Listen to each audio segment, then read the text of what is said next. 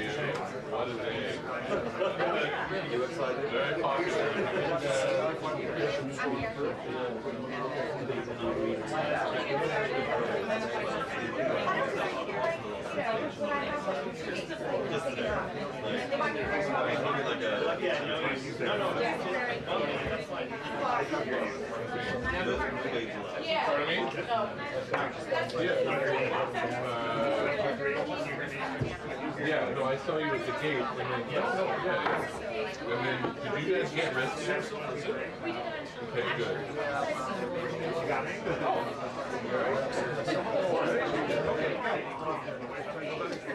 Better than nothing. Anything else?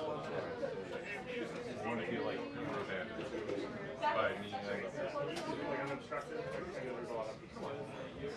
But intense matter or something, you know? But congratulations.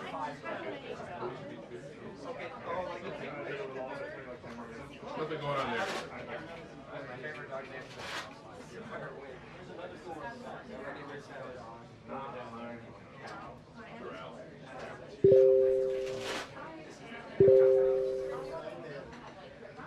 In the first term, news cycle, or the intersection of this like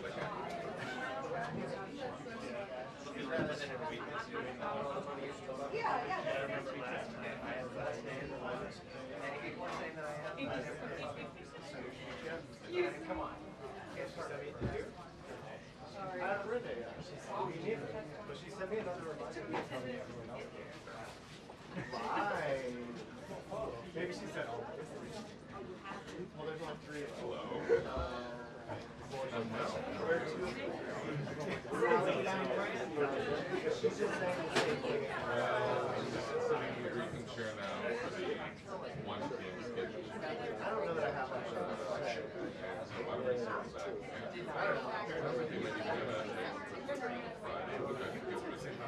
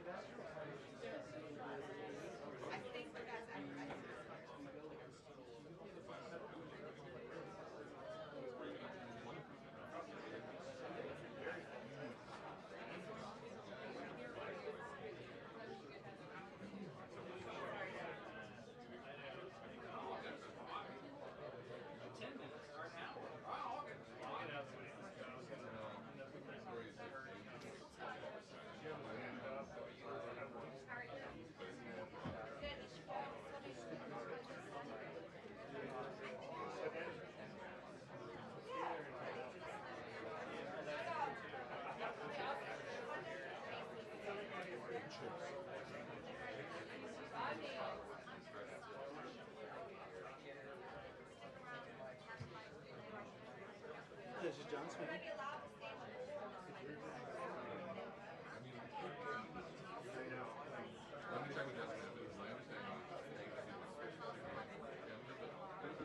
Yes, I told him that he needed to be asleep before and after all the slides. No, who is the same height as you, he stands on the bus. Yes.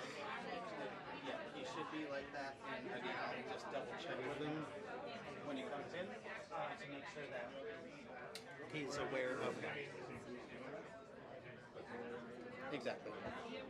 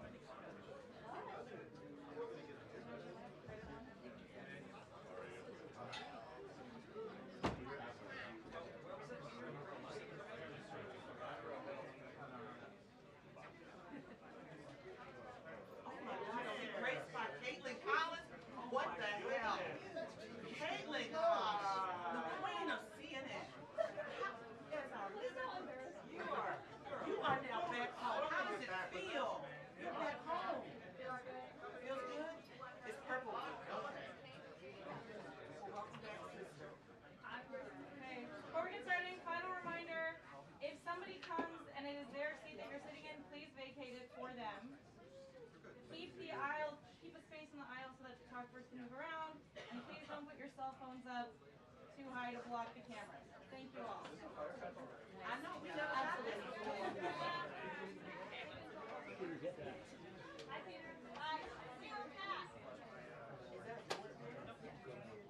Yes, I do.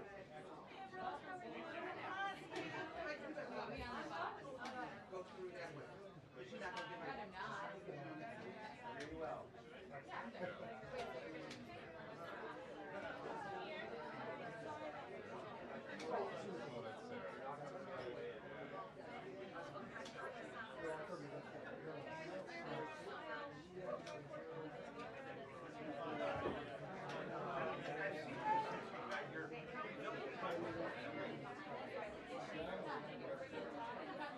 Aren't you glad I did? You're not used to seeing me when I come and argue with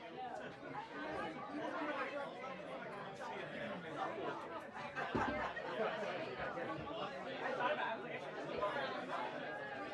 I was like, I should I wish I could hand the camera to show you. I actually did say it.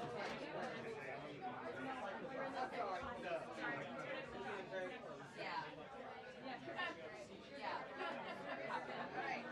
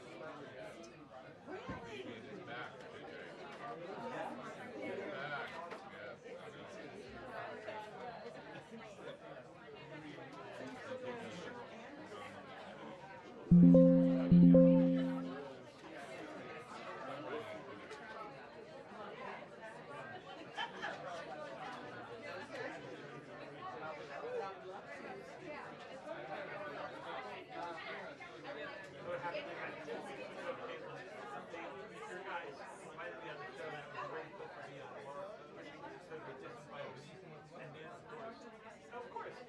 And I said, are you kidding?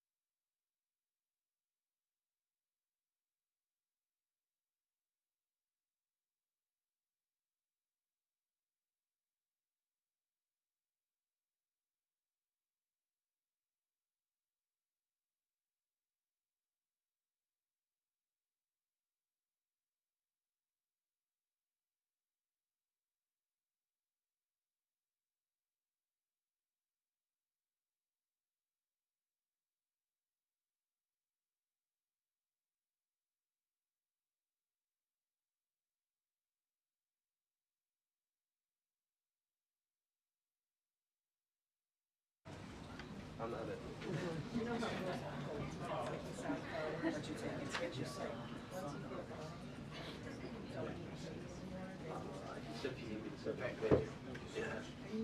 Just for the entrance. Oh, you're all good. I've never even seen this room yet, so it's kind of crazy. It's packed. No. Not since 4 years ago like this. Oh, like a tuna fish. Yeah. Imagine being back there. Sardine. Good afternoon, everybody. How are we? Good to see all of you. It's an honor to be here with all of you. A lot of familiar faces in the room, a lot of new faces. And President Trump is back, and the golden age of America has most definitely begun. The Senate has already confirmed 5 of President Trump's exceptional cabinet nominees: Secretary of State Marco Rubio, Defense Secretary Pete Hegseth, CIA Director John Ratcliffe, Homeland Security Secretary Kristi Noem, and Treasury Secretary Scott Bessent. It is imperative that the Senate continues to confirm the remainder of the president's well-qualified nominees as quickly as possible. As you have seen during the past week, President Trump is hard at work fulfilling the promises that he made to the American people on the campaign trail. Since taking the oath of office, President Trump has taken more than 300 executive actions, secured nearly $1 trillion in U.S. investments, deported illegal alien rapists, gang members, and suspected terrorists from our homeland, and restored common sense to the federal government. I want to take a moment to go through some of these extraordinary actions. On day 1, President Trump declared a national emergency at our southern border to end the 4-year-long invasion of illegal aliens under the previous administration. Additionally, President Trump signed an executive order to end catch and release and finish construction of his effective border wall. By using every lever of his federal power, President Trump has sent a loud and clear message to the entire world. America will no longer tolerate illegal immigration, and this president expects that every nation on this planet will cooperate with the repatriation of their citizens. As proven by this weekend, when President Trump swiftly directed his team to issue harsh and effective sanctions and tariffs on the Colombian government, upon hearing they were denied a U.S. military aircraft full of their own citizens who were deported by this administration. Within hours, the Colombian government agreed to all of President Trump's demands, proving America is once again respected on the world stage. So, to foreign nationals who are thinking about trying to illegally enter the United States, think again. Under this president, you will be detained and you will be deported. Every day, Americans are safer because of the violent criminals that President Trump's administration is removing from our communities. On January 23rd, ICE New York arrested a Turkish national for entry without inspection who is a known or suspected terrorist. On January 23rd, ICE San Francisco arrested a citizen of Mexico unlawfully present in the United States who has been convicted of continuous sexual abuse of a child aged 14 years or younger. ICE St. Paul has arrested a citizen of Honduras who was convicted of 4th-degree criminal sexual conduct with a minor. ICE Buffalo arrested a citizen of Ecuador who has been convicted of rape. ICE Boston arrested a citizen of the Dominican Republic who has a criminal conviction for 2nd-degree murder. This criminal was convicted of murder for beating his pregnant wife to death in front of her 5-year-old son. And ICE St. Paul also arrested a citizen of Mexico who was convicted of possessing pornographic material of a minor on a work computer. These are the heinous individuals that this administration is removing from American communities every single day, and to the brave state and local law enforcement officers, CBP, and ICE agents who are helping in the facilitation of this deportation operation, President Trump has your back, and he is grateful for your hard work. On the economic front, President Trump took immediate action to lower costs for families who are suffering from 4 long years of the Biden administration's destructive and inflationary policies. President Trump ordered the heads of all executive departments and agencies to help deliver emergency price relief to the American people. untangle our economy from Biden's regulatory constraints, and end the reckless war on American energy. President Trump also signed sweeping executive orders to end the weaponization of government and restore common sense to the federal bureaucracy. He directed all federal agencies to terminate illegal diversity, equity, and inclusion programs to help return America to a merit-based society. President Trump also signed an executive order declaring it is now the policy of the federal government that there are only two sexes, male and female. Sanity has been restored. Before I take your questions, I would like to point out to all of you once again have access to the most transparent and accessible president in American history. There has never been a president who communicates with the American people and the American press corps as openly and authentically as the 45th and now 47th president of the United States. This past week, President Trump has held multiple news conferences, gaggled on Air Force One multiple times, and sat down for a two-part interview on Fox News, which aired last week. As Politico summed it up best, Trump is everywhere again. And that's because President Trump has a great story to tell about the legendary American revival that is well underway. And in keeping with this revolutionary media approach that President Trump deployed during the campaign, the Trump White House will speak to all media outlets and personalities, not just the legacy media who are seated in this room.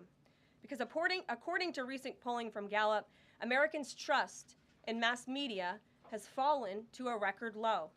Millions of Americans, especially young people, have turned from traditional television outlets and newspapers to consume their news from podcasts, blogs, social media, and other independent outlets. It's essential to our team that we share President Trump's message everywhere and adapt this White House to the new media landscape in 2025. To do this, I am excited to announce the following changes will be made to this historic James S. Brady briefing room, where Mr. Brady's legacy will endure. This White House believes strongly in the First Amendment, so it's why our team will work diligently to restore the press passes of the 440 journalists whose passes were wrongly revoked by the previous administration. We're also opening up this briefing room to new media voices who produce news-related content and whose outlet is not already represented by one of the seats in this room. We welcome independent journalists, podcasters, social media influencers, and content creators to apply for credentials to cover this White House. And you can apply now on our new website, whitehouse.gov/newmedia. Starting today, this seat in the front of the room, which is usually occupied by the press secretary's staff, will be called the new media seat. My team will review the applications and give credentials to new media applicants who meet our criteria and pass United States Secret Service requirements to enter the White House complex. So in light of these announcements, our first questions for today's briefing will go to these new media members whose outlets, despite being some of the most viewed news websites in the country, have not been given seats in this room. And before I turn to questions, I do have news directly from the President of the United States that was just shared with me in the Oval Office from President Trump directly, an update on the New Jersey drones. After research and study, the drones that were flying over New Jersey in large numbers were authorized to be flown by the FAA for research and various other reasons. Many of these drones were also hobbyists, recreational, and private individuals that enjoy flying drones. In time, it got worse due to curiosity. This was not the enemy. A statement from the President of the United States to start this briefing with some news. And with that, I will turn it over to questions. And we will begin with our new media members, Mike Allen from Axios, Matt Boyle from Breitbart. Mike, why don't you go ahead? Thank you very much. Karoline, does the President see anything fishy about DeepSeek, either its origins or its cost? And could China's ability to make these models quicker, cheaper, affect our thinking about expanding generation data centers, chip manufacturing? Sure. The president was asked about DeepSeek last night on Air Force One when he gaggled for, I think, the third or fourth time throughout the weekend with members of the traveling press corps. The president said that he believes that this is a wake-up call to the American AI industry. The last administration sat on their hands and allowed China to rapidly develop this AI program. And so President Trump believes in restoring American AI dominance. And that's why he took very strong executive action this past week to sign executive orders to roll back some of the onerous regulations on the AI industry. And President Trump has also proudly appointed the first AI and crypto czar at this White House, David Sachs, whom I spoke with yesterday, very knowledgeable on this subject, and his team is here working every single day to ensure American AI dominance. As for the national security implications, I spoke with NSC this morning. They are looking into what those may be, and when I have an update, I will share it with you, Mike. Karoline, you say restore U.S. dominance. Is there a fear that the U.S. either is falling or has fallen behind? And how would the president make sure the U.S. stays ahead? No, the president is confident that we will restore American dominance in AI. Yeah, Matt. so Karoline, first off, thank you to you and President Trump for actually giving voices to new media outlets that represent millions and millions of Americans.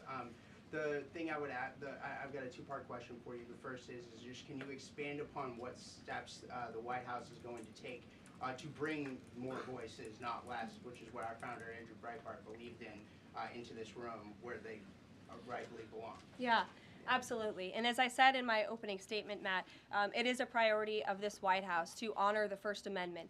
And it is a fact that Americans are consuming their news media from various different platforms, especially young people. And as the youngest press secretary in history, thanks to President Trump, I take great pride in opening up this room to new media voices to share the president's message with as many Americans as possible. In doing so, number one, we will ensure that outlets like yours, Axios and Breitbart, which are widely respected and viewed outlets, have an actual seat in this room every day.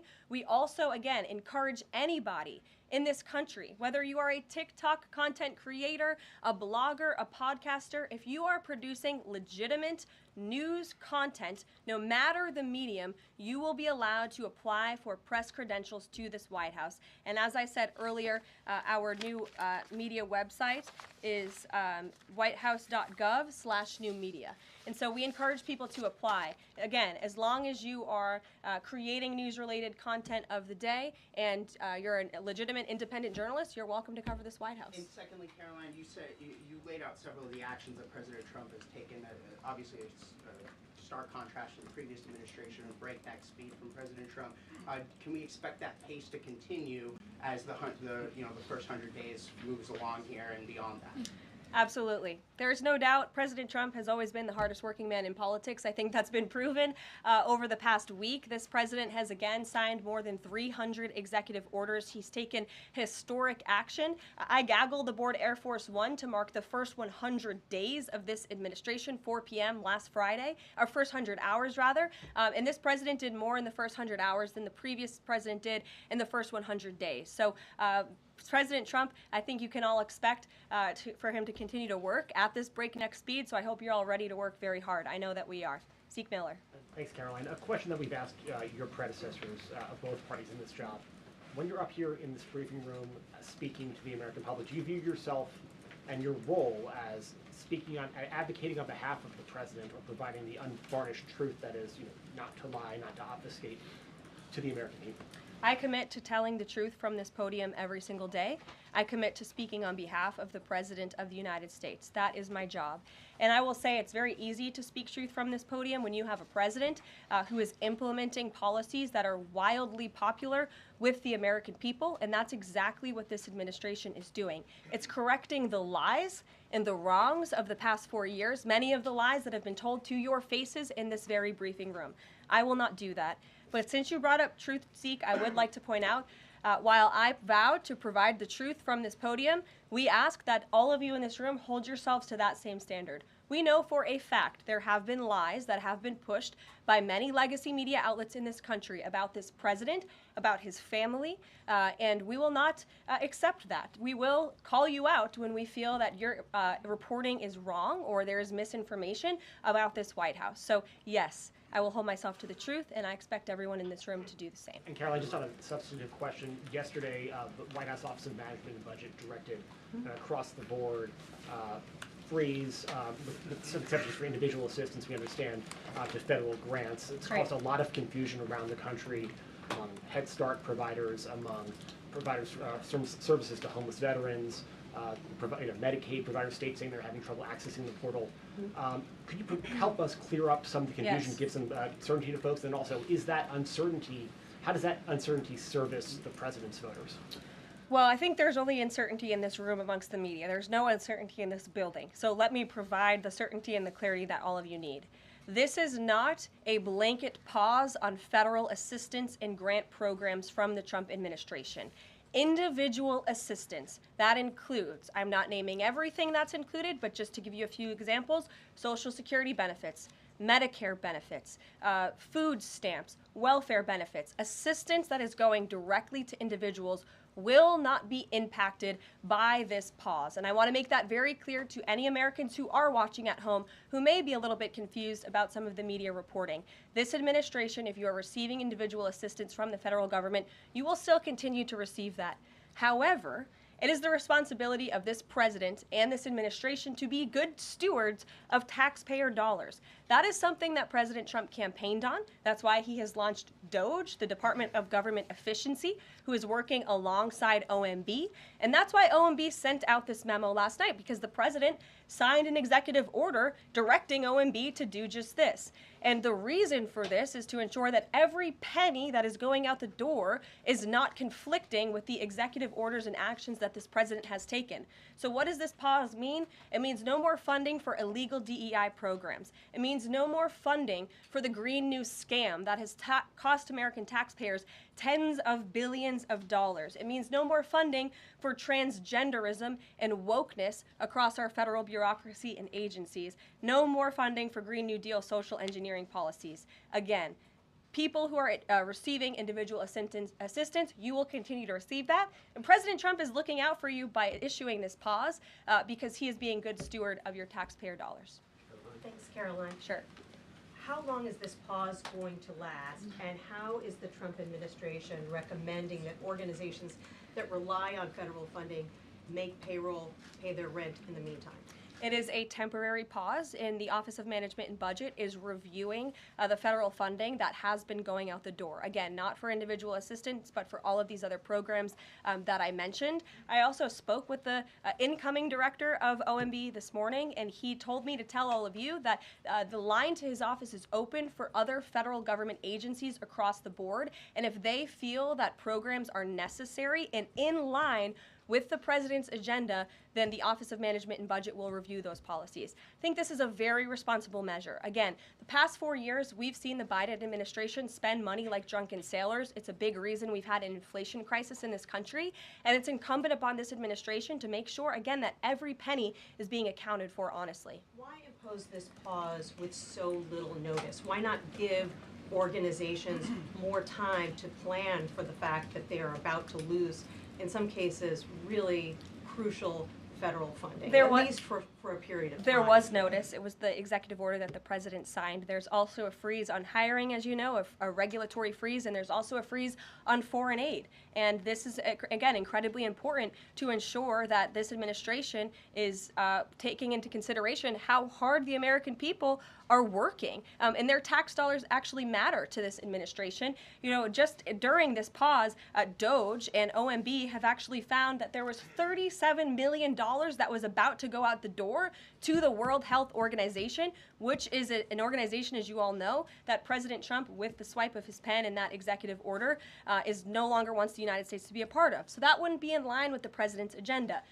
DOGE and OMB also found that there was about to be 50 million taxpayer dollars that went out the door to fund condoms in Gaza. That is a preposterous waste of taxpayer money. So that's what this pause is focused on, being good stewards of tax dollars. And so this doesn't affect Meals on Wheels or Head Start or disaster aid? Again, it does not affect individual assistance that's going to Americans. To follow up on Nancy, do you think there will be a list of who is affected and how much money is affected? How will these contractors and organizations know if they are actually having their funding frozen?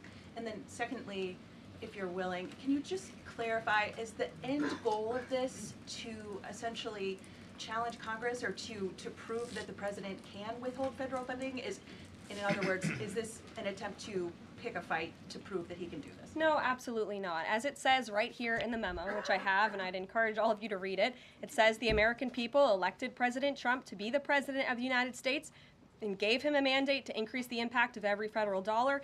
This memo requires federal agencies to identify and review all federal financial assistance programs and supporting activities consistent with the president's policies and requirements. The American people gave President Trump an overwhelming mandate on November 5th, and he's just trying to ensure that the tax money going out the door in this very bankrupt city actually aligns with the will and the priorities of the American people. Ryan Glenn. Yes. Welcome.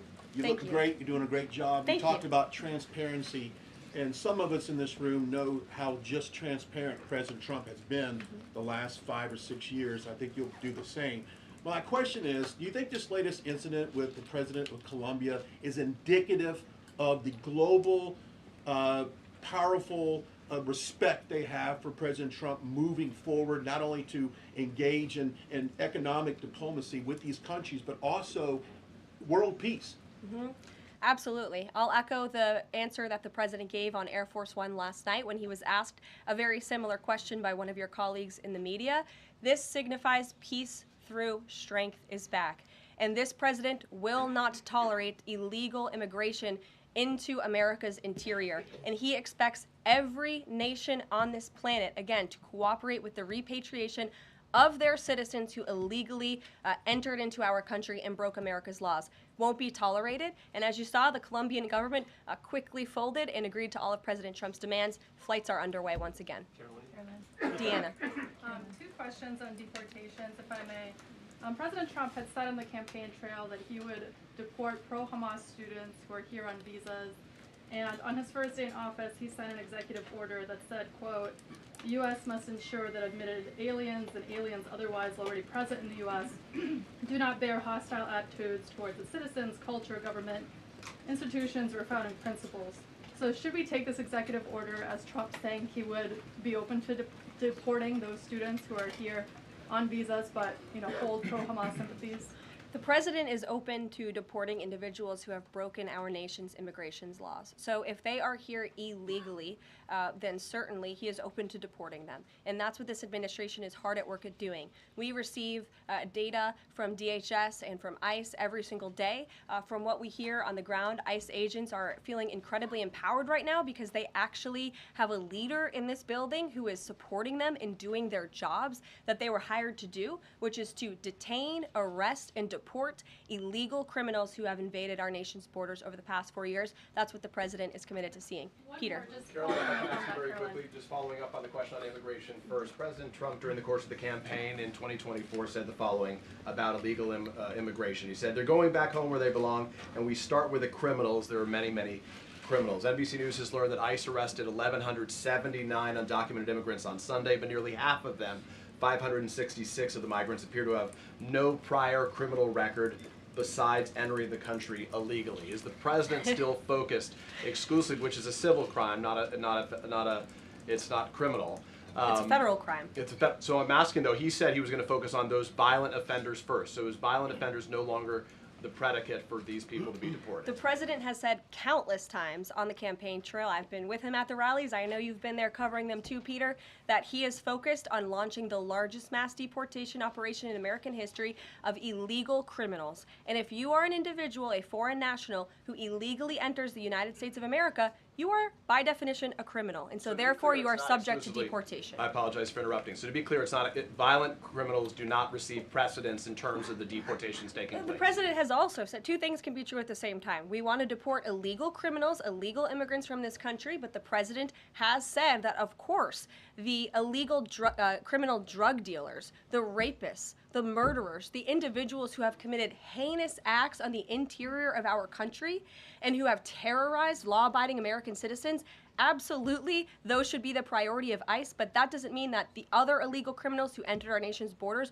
are off the table. Understood. Then let me ask you a separate question about the confusion that still exists across the country right now as it relates to the the freeze or the pause as it's described.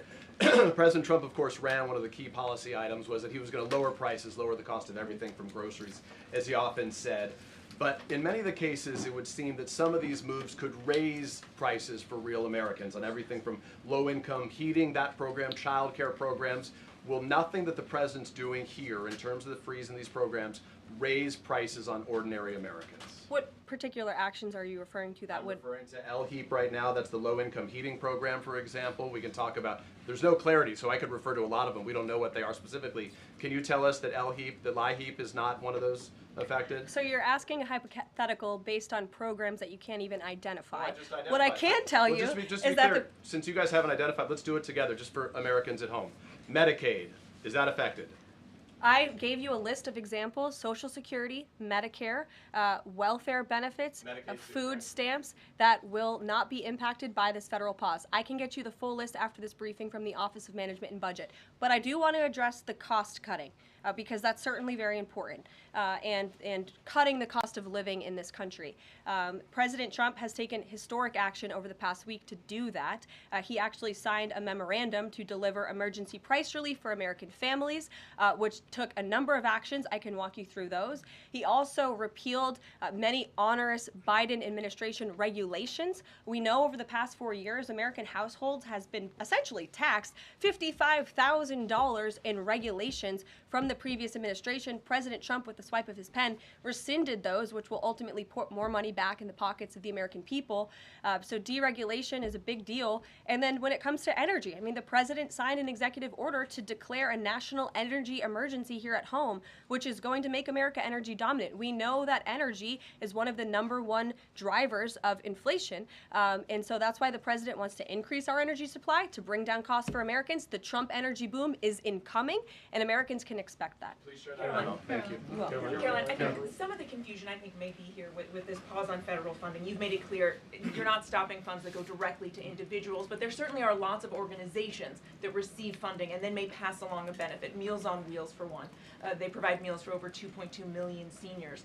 What is the president's message to Americans out there, many of whom supported him and voted for him, who are concerned that this is going to impact them directly, even if, as you said, the funding isn't coming directly to their wallet? I have now been asked and answered this question 4 times. To individuals at home who receive direct assistance from the federal government, you will not be impacted by this federal freeze. In fact, OMB just sent out a memo to Capitol Hill with Q&A to clarify some of the questions and the answers that all of you are asking me right now. Again, direct assistance will not be impacted. I've been asked and answered about this OMB memo. There's many other topics of the day. Jackie Heinrich. Indirect assistance, Caroline, if it's going to another organization and then trickling down. Direct assistance that is in the hands of the American people will not be impacted. Again, as I said to Peter, we will continue to provide that list as it comes to fruition. But OMB right now is focused on analyzing the federal government's spending, which is exactly what the American people elected President Trump to do. And one question on immigration, Caroline, on immigration. Of the 3,500 arrests ICE has made so far since President Trump came back into office, can you just tell us the numbers? How many have a criminal record versus those who are just in the country illegally? All of them, because they illegally broke our nation's laws and therefore they are criminals as far as this administration goes. I know the last administration didn't see it that way, so it's a big culture shift in our nation to view someone who breaks our immigration laws as a criminal, but that's exactly what they are. You made a point of going with the worst first. They all have a criminal record? And welcome to the briefing If they broke our nation's laws, yes, they are criminal, yes. Thank you. On stripping security details for figures like John Bolton, Pompeo, Brian Hook, Senator Tom Cotton said that he's seen the intelligence and the threat from Iran is real for anyone who played a role in the Soleimani strike. He voiced concern it wouldn't just impact those individuals, but potentially their family, innocent bystanders, friends, anyone who's near them when they're out in public. Is the president open to reconsidering his decision? The president was asked and answered this yesterday, and he was firm in his decision despite some of the comments that you had referenced, and he's made it very clear that he does not believe American taxpayers should fund security details for individuals who have served in the government for the rest of their lives, and there's nothing stopping these individuals that you mentioned from obtaining private security. That's where the president stands on it. I have no updates on that. Is there any concern that this decision might jeopardize the administration's ability to hire the best advisors for these kinds of positions in the future. No, in fact, I've talked to the presidential personnel office, who has told me directly that there is such an influx of resumes for this administration that it's incredibly overwhelming. There is no lack of talent for the Trump administration. Reagan, Would he take any responsibility if anything happened to these people? Would he feel at all that his decision was a factor in that? The president was asked and answered this yesterday. I defer you to his Thanks, comments. Karoline. Reagan, since you're in the back row, I hear you. The back row hasn't gotten much attention in the last 4 years, so I'm happy to answer your question. I can project. Does the president intend to permanently cut off funding to NGOs that are bringing illegal foreign nationals to the country, such as Catholic Charities? I am actually quite certain that the president signed an executive order that did just that, and I can point you to that. One more, Karoline. President Trump issued an executive order on increased vetting for refugees in visa applications. Right. Part of that order was considering an outright ban for countries that have deficient screening processes. Has the president considered yet which countries might fall into this category, or countries like Afghanistan or Syria under consideration for a full ban? Yeah, so the president signed an executive order to streamline the vetting for visa applicants and for illegal immigrants in this country who are coming, of course, from other nations. It also directed the Secretary of State to review the process and make sure that other countries around the world are being completely transparent with our nation and the individuals that they are sending here. And so the Secretary of State has been directed to report back to the president. I haven't seen that report yet. We've only been here for a few days. Caroline, sure. Questions for you. One, on the freeze in federal funding. Who advised the president on the legality of telling government agencies that they don't have to spend money that was already appropriated by Congress? Well, as the OMB memo states, this is certainly within the confines of the law. So White House counsel's office believes that this is within the president's power to do it, and therefore he's doing it. Okay, so they disagree with lawmakers who say that they don't have the power to freeze this funding. Again, I would point you to the language in the memo that clearly states this is within the law. And on what happened on Friday night, the administration fired several inspectors general without giving Congress the 30-day legally required notification that they were being fired. I think only 2 were left at DHS and the DOJ. And then yesterday we saw several prosecutors, I believe 12, fired from the Justice Department who worked on the investigations into the president. As you know, they are career prosecutors, therefore they are afforded civil service protections. How is the administration deciding which laws to follow and which ones to ignore?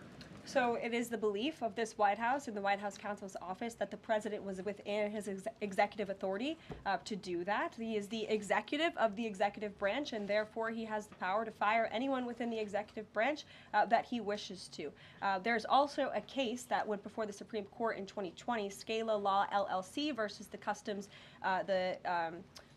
Bureau Protection. I would advise you to look at that case, and that's the legality that this White House was resting on. So you're confident that if they bring lawsuits against you, those prosecutors who were fired, that they will succeed? We will win in court, And yes. did he personally direct this, given they worked on the classified documents investigation and the election interference investigation? This was a memo that went out by the Presidential Personnel Office, and the president is the leader of this White House, so yes.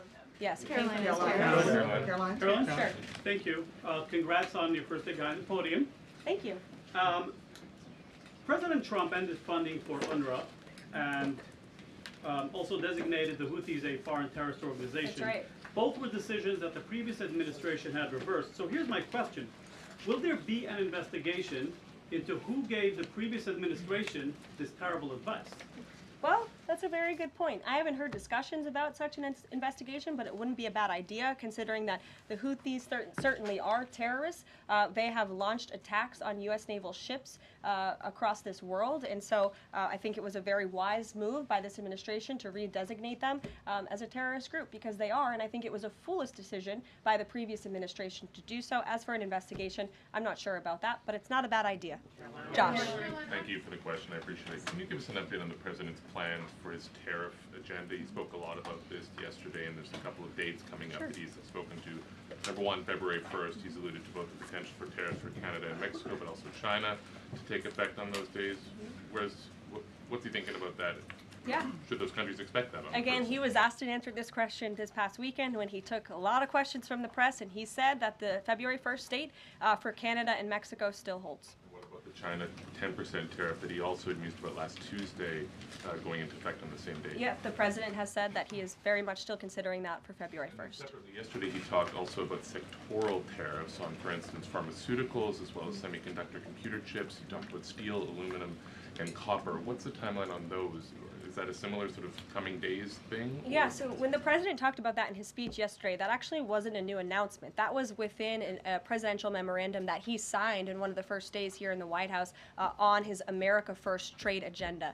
So there's more details on those tariffs in there. As far as a date, I don't have a specific date to read out to you, but the president is committed to implementing tariffs effectively, just like he did in his first term. Finally, he also was asked on the plane when he gaggled about the potential for a universal tariff. He was asked maybe about 2.5%. Yeah. There was a report about that. He said he wanted much bigger than that. Should we understand that these tariffs would add up? You know, in other words, you might have country-specific tariffs like Canada, Mexico, China. You might have sectoral tariffs like on pharmaceuticals, as well as a potential universal tariff on top of that. Do these stack on one or the other, or would one sort of take precedence over another? All I can point you to is what the president has said on this front. The February 1st date for Canada and Mexico, also the China tariff that he has discussed. He rejected the 2.5% tariff. He said that was a little bit too low. He wants it to be higher. I'll leave it to him to make any decisions on that front. Phil Weigman. What the Mexicans and Phil. Canadians have done so far, do you have any comment on whether that has met the bar, what he wants to see on fentanyl? Thank you. I won't get ahead of the president again on advocating to foreign nations on what they should or shouldn't do to get away from these tariffs. The president has made it very clear, again, that he expects every nation around this world to cooperate with the repatriation of their citizens. And the president has also put out specific statements in terms of Canada and Mexico when it comes to what he expects in terms of border security. We have seen a historic level of cooperation from Mexico, but again, as far as I'm still tracking, and that was last night talking to the president directly, February 1st is still on the books. Phil. Thank you, Karoline. Quick programming note and then a question on taxes. Programming note. Well, in terms of programming, Sounds should we fun. expect to see you here every day? How frequently will these press briefings be? It is a good question, April. So look, the president, as you know, is incredibly accessible. First day here, he wanted all of you in the Oval Office. You got a 60-minute press conference with the leader of the free world while he was simultaneously signing executive orders. I may add that's pretty impressive. I don't think the previous office holder would be able to pull such a thing off. So look, the president is the best spokesperson that this White House has, and I can assure you that you will be hearing from both him and me as much as possible. And then a question about tax cuts. You know, the president has promised to extend the tax cuts from the previous term.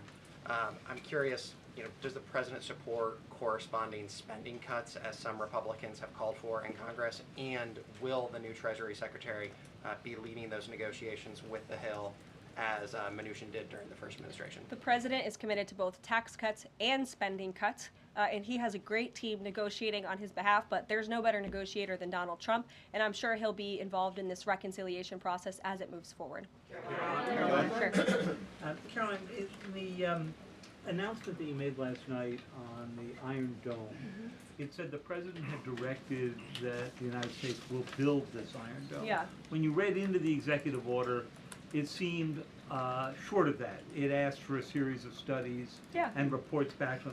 Can you tell us whether the president has directed this, and if he is as concerned on this issue, why the suspensions that we saw listed by OMB included so many different nuclear programs, non-proliferation programs, programs to blend down nuclear weapons, and so forth? First of all, when it comes to the Iron Dome, the executive order directed the implementation of an Iron Dome. It also, as you said, kind of directed research and studies to see if or how the United States can go about doing this, particularly the Department of Defense. When it comes to the other question that you asked about those specific programs, again, I would say this is not a ban. This is a temporary pause and a freeze to ensure that all of the money going out from Washington, D.C. is aligned with the president's agenda. And as the Office of Management and Budget has updates on what will be kickstarted once again, I will provide those to you. Just to clarify for a sec what you were saying before on Medicaid. It wasn't clear to me whether you were saying that no Medicaid would be cut off. Obviously, a lot of this goes to states before it goes to individuals and so forth. So are you guaranteeing here that no individual now on Medicaid would see a cutoff because of the pause? I'll check back on that and get back to you. John. Thanks a lot, Karoline. As you know, in the first week that the president was in office, signed an executive order as it relates to birthright citizenship, trying to eliminate that. Now, 22 state attorney generals have said that this is unconstitutional. A federal judge has just agreed with their argument. What's the administration's argument for doing away with birthright citizenship? The folks that you mentioned have a right to have that legal opinion, but it is in disagreement with the legal opinion of this administration. This administration believes that birthright citizenship is unconstitutional, and that is why President Trump signed that executive order. Illegal immigrants who come to this country and have a child are not subject to the laws of this jurisdiction. That's the opinion of this administration. We have already appealed the lawsuit that was filed against this administration, and we are prepared to fight this all the way to the Supreme Court if we have to, because President Trump believes that this is a necessary step to secure our nation's borders and protect our homeland. Monica. On foreign policy, Karoline, on foreign policy, if I may, the president's commitment to the NATO Defense Alliance, is it as strong as the prior administration? Is it the same as when he served as president in his first term in office? As long as NATO pays their fair share, and President Trump has called on NATO allies to increase their defense spending to 5%. You actually saw the head of NATO at Davos last week on Bloomberg television saying that President Trump is right, and if Europe wants to keep itself safe, they should increase their defense spending. I would just add that there was no greater ally to our European allies than President Trump in his first term. The world for all nations in Europe, and of course here at home, was much safer because of President Trump's peace through strength diplomatic approach. Monica. Thank you, Karoline, and it's great to finally be called on as well in the briefing room. I appreciate that. You're welcome. Of course, we know President Trump just got back from North Carolina and California meeting with victims of natural disasters. There's the 2-year anniversary of the East Palestine, Ohio toxic train derailment. Does the president have any plans to go visit the victims of that toxic spill, or just visit in general? No plans that I can read out for you here. If that changes, I will certainly keep you posted. What I can tell you is that President Trump still talks about his visit to East Palestine, Ohio. That was one of the turning points, I would say, in the previous election campaign, where Americans were reminded that President Trump is a man of the people, and he, as a candidate, visited that town that was just derailed by the train derailment, no pun intended, and he offered support and hope, just like I saw the president do this past week. It was a purposeful decision by this president on his first domestic trip to go to North Carolina and to California to visit with Americans who were impacted by Hurricane Helene and also by the deadly fires. A red state and a blue state, both of which feel forgotten by the previous administration and the federal government. That is now ended under President Trump. He will continue to put Americans first, whether they're in East Palestine, in Pacific Palisades, or in North Carolina. Sure. Thank you, Karoline. On California, could you please clarify what the military did with the water last night as referenced in the president's Truth Social post? The water has been turned back on in California, and this comes just days after President Trump visited Pacific Palisades, and as you all saw, applied tremendous pressure on state and local officials in Pacific Palisades, including Los Angeles Mayor Karen Bass, to turn on the water and to direct that water to places in the south and in the middle of the state that have been incredibly dry, which has led to the expansion, the rapid expansion of these fires. So could you clarify what the military's role was, where the water came from, and how it got there? Again, the Army Corps of Engineers has been on the ground in California to respond to the devastation from these wildfires, and I would point out that just days after President Trump visited the devastation from these fires, the water was turned on. That is because of the pressure campaign he put on state and local officials there who clearly lack all common sense. And I will never forget being at that roundtable with the president last week and hearing the frustration in the voices of Pacific Palisades residents who feel as though their government has just gone insane. Before President Trump showed up on the scene, Karen Bass was telling private property owners that they would have to wait 18 months to access their private property. So this administration, the president and his team that's on the ground in California, Rick Grinnell, who he has designated to oversee this great crisis, it will continue to put pressure on Karen Bass and state and local officials to allow residents to access their properties. This is a huge part of it. These residents want to take part in their own clearing out of their properties. They should be able to do that. It's the United States of America. What happened to our freedom? Clearly it's gone in California, but not anymore under President Trump. April. Caroline, welcome to the briefing room. Thank you. Several questions. One on the pause. Will minority-serving institutions, preferably colleges and universities, have those monies held back temporarily at this moment? Again, I have not seen the entire list because this memo was just sent out. So I will provide you all with updates as we receive them, okay? Secondly, when it comes to immigration, there is this southern border focus.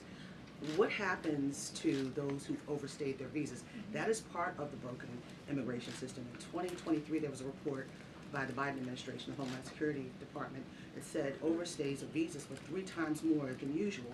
Will there be a focus on the overstays for visas as well?